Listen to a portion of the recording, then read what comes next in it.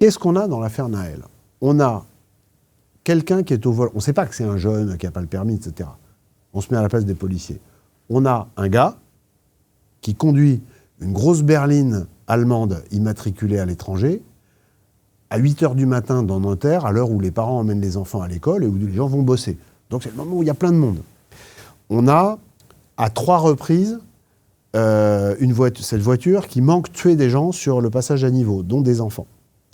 On a, à un moment, la voiture qui s'arrête une première fois, parce qu'il est suivi donc, par les 2 motards, qui vont ensuite procéder au contrôle.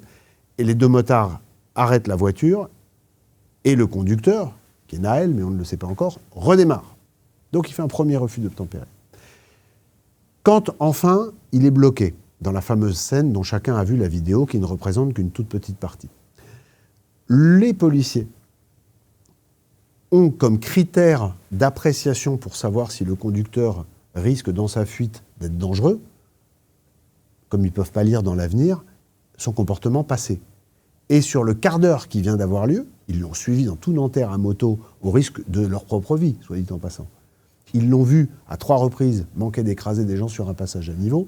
Ils l'ont vu repartir une première fois après qu'il l'ait arrêté. Et là, ils voient que le conducteur redémarre, ce que l'enquête établit formellement, au moment où le policier est devant. Donc on est dans un cas d'école où le tir est légitime.